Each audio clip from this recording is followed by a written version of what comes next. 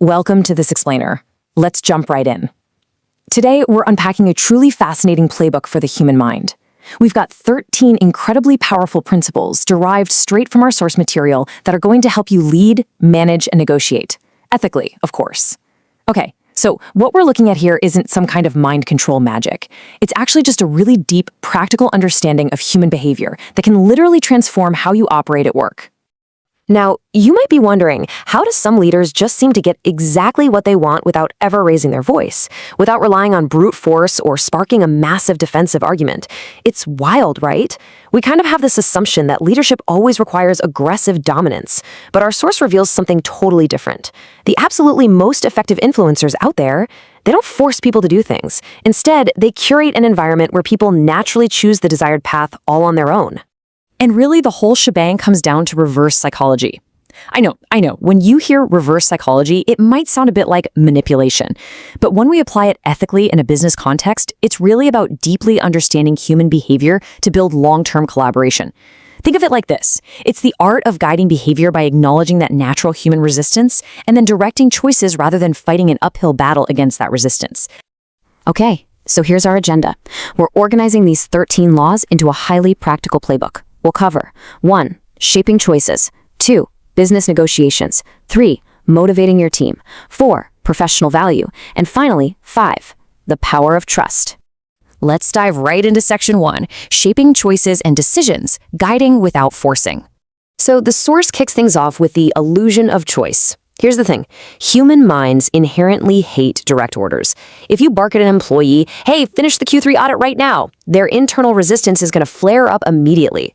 We all crave autonomy, right? So instead of commanding them, a smart manager uses the illusion of choice. You just ask, hey, would you prefer to tackle the Q3 audit first today or get started on that client presentation? Suddenly, they feel totally in control because they're making the call. But the secret? Both options lead exactly to the productive outcome you needed anyway. A real win-win. But wait, you've got to be careful with how many options you're tossing out there. The source brings up this concept called the anxiety of freedom. Imagine sitting down at a diner and the menu is literally 50 pages long. It's overwhelming, right? Instant choice overload, decision paralysis. Well, the exact same thing happens in the workplace. If you give your team 50 different ways to solve a software bug, you're just going to create massive anxiety. But if you curate that down to just 5 clear strategic choices, you're providing a comfortable, safe direction that makes decision-making feel effortless. You can also shape decisions using the implanted idea law. It's human nature to vigorously defend an idea if we believe we came up with it ourselves. So, step 1, absolutely do not give direct advice. Step 2, ask a guiding question. Something like, do you think taking this alternative approach might streamline the project? And then step 3, just step back and let them own the solution. They're going to champion that idea with incredible energy because, in their mind, that brilliant solution was 100% their own. Moving right along to section 2, mastering business negotiations, winning through restraint. Okay, what's really fascinating here is the power of silence, mostly because it's so incredibly counterintuitive. During a high-stakes interview or a pitch, we all feel that agonizing need to just keep talking, to prove our worth, right? But the source notes that the human brain absolutely hates empty space. So if you state your terms and then simply stay quiet, the psychological pressure of that quiet void often forces the other person to talk. They might reveal crucial information or even spontaneously improve their offer just to break that awkward silence. It's a real game changer.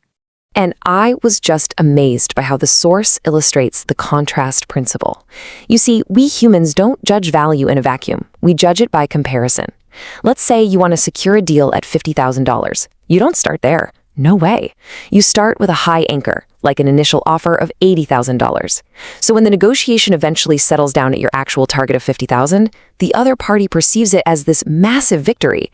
It feels like a highly reasonable price, simply because it was contrasted against that initial $80,000 figure. Furthermore, the source details 2 brilliant defensive tactics: strategic surrender and false weakness. Let's say a negotiation with an aggressive vendor turns heated. You can instantly diffuse it by saying, you know what, your frustration is completely valid. Boom. That strategic surrender drops their defensive walls immediately because they literally have nothing left to push against. Combine that with false weakness, where you intentionally appear just sort of ordinary or slightly vulnerable instead of overly aggressive, and the other party drops their guard. They'll very often reveal their true hand. All right, Let's look at Section 3, Motivating Your Team. Challenging the ego. The source outlines 3 really interesting psychological ways to trigger motivation by, well, engaging a person's ego. First is the mirror of narcissism. Basically, reflect their best traits back at them. Tell a team member they're incredibly responsible, and they will subconsciously work overtime just to protect that ideal image. Second is the ego challenge. This is where you gently question their readiness. Imagine a manager saying, maybe you aren't quite ready for this level yet. That instantly triggers a fiery need to prove you wrong. And finally, constructive pessimism. Just expressing a slight doubt, like, I'm not sure this timeline is even possible, ignites a team's intrinsic desire to conquer the impossible, just to show you they can. Now for Section 4, Protecting Your Professional Value, Managing Availability. This brings us to a huge workplace trap, burnout.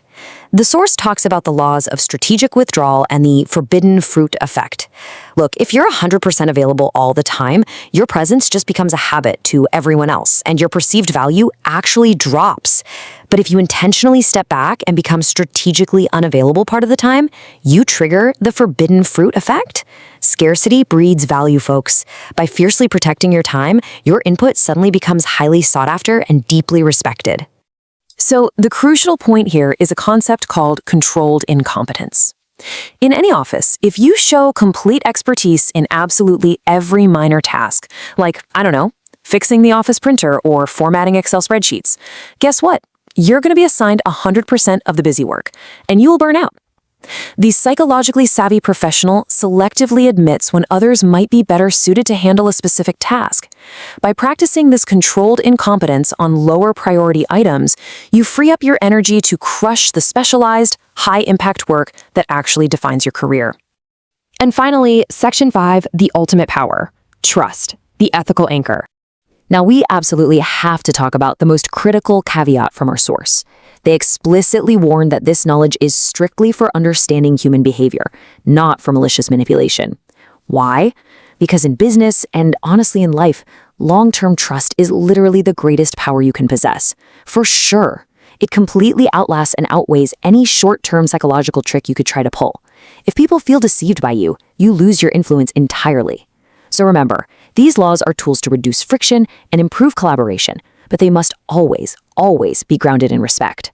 So as we wrap up this explainer and you get ready to apply these principles, whether that's to empower your team, protect your bandwidth, or navigate your next big negotiation, I want you to ask yourself a question.